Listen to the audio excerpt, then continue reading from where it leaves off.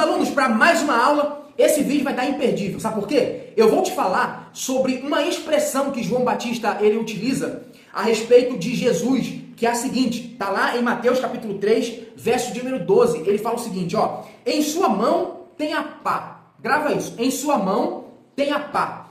Para me explicar isso aqui, eu já quero dizer a você o seguinte: você é meu aluno, acompanha os meus vídeos, gosta dos meus conteúdos? Então, pega aí uma caneta agora, por favor, pega uma caneta. Pegue também a sua Bíblia. Para quem estuda a palavra de Deus, não tem que se preocupar com o vídeo, se é longo, se é curto.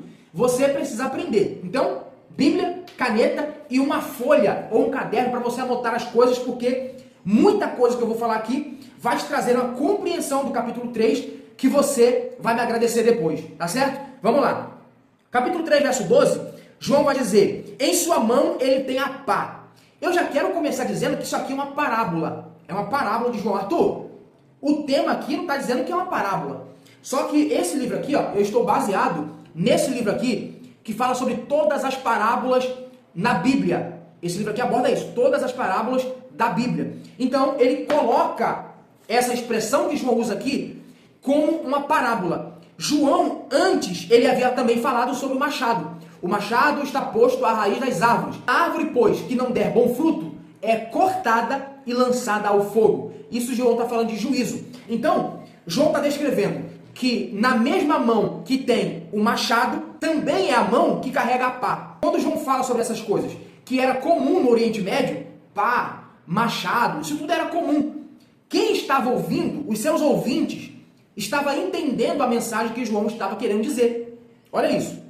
Só que hoje, nós temos às vezes dificuldade de compreender por conta do abismo, da separação que existe dentro da cultura hebraica, dentro da cultura judaica, para o nosso tempo, para a nossa cultura ocidental. Então, para isso, eu preciso ter materiais que possam me auxiliar para eu entender o que está sendo dito.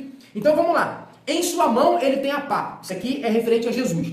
O que era essa pá? Em primeiro lugar, no sentido literal, João traz a figura de alguém que está limpando o trigo numa montanha, que era um lugar amplo, e aí essa pessoa que estava limpando o trigo, o que ele fazia? Ele tinha uma pá na mão. Não era uma pá como a gente conhece hoje, era tipo como algo, como uma peneira, e ele colocava dentro o trigo, e aí lançava contra o vento. O vento, nessa espécie de montanha, era um vento forte, que batia contra a palha, contra o trigo. Então, quando ele jogava para cima, o vento batia na palha, a palha que era leve, era levada com o vento, mas o trigo caía no mesmo lugar. O que João está falando? João está dizendo que Deus é aquele que faz a separação através da sua palavra.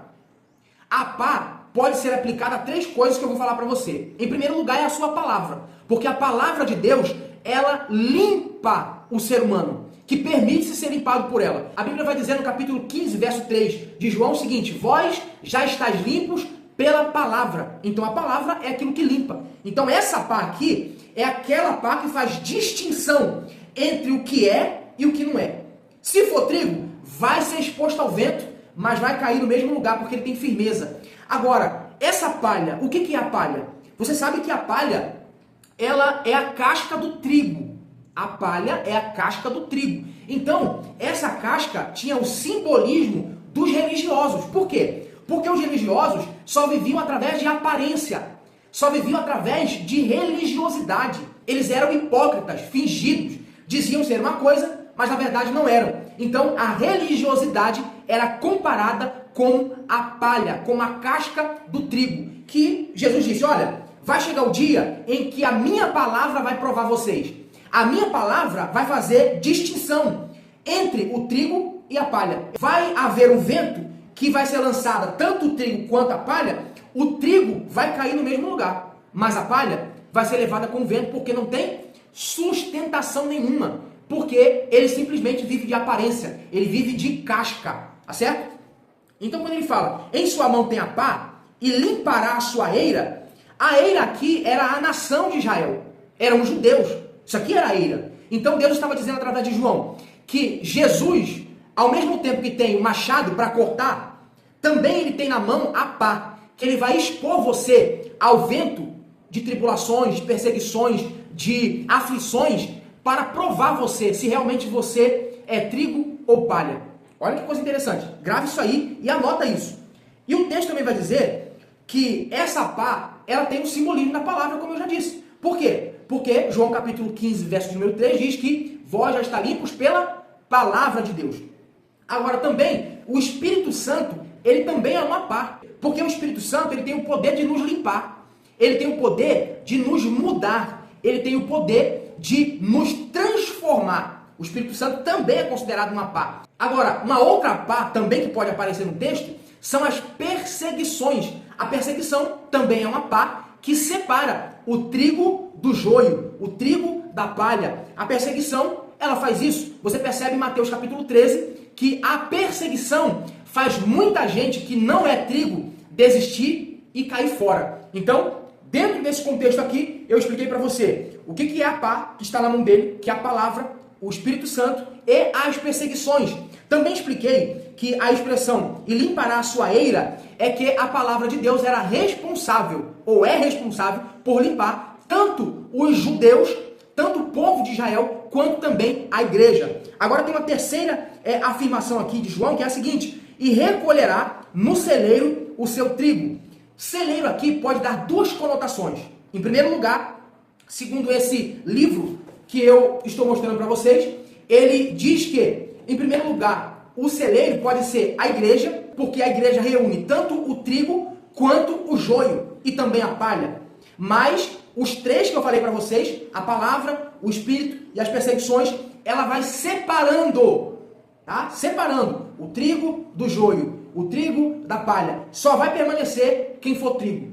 E também ela pode dar conotação ao celeiro do céu. Nesse celeiro, que faz menção ao arrebatamento, só vai estar nesse celeiro quem for realmente o trigo puro, que passou por toda a purificação e vai alcançar, então, esse celeiro que é o céu. O próprio Senhor vai recolher o trigo e vai colocar no seu celeiro. Agora, a última observação, ele vai dizer que queimará a palha com fogo que nunca se apagará. O que é isso? Quando ele fizer toda a separação do joio e da palha, aqueles que não quiseram obedecer a palavra, aqueles que viveram de aparência, aqueles que eram religiosos, colocaram a religiosidade acima da palavra de Deus, esses que a Bíblia mostra, fariseus, escribas, doutores, mestres, que não fazem a vontade de Deus, mas pelo contrário, eles querem aparecer, eles querem colocar o seu próprio desejo, a sua própria fama, o seu próprio egoísmo acima da palavra de Deus, esses serão queimados,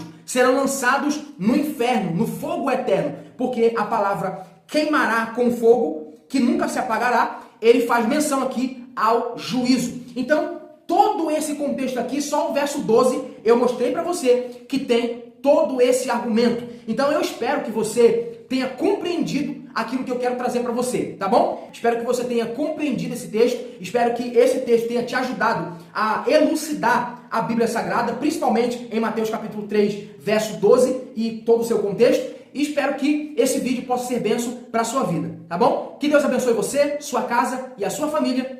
Espero você no próximo vídeo.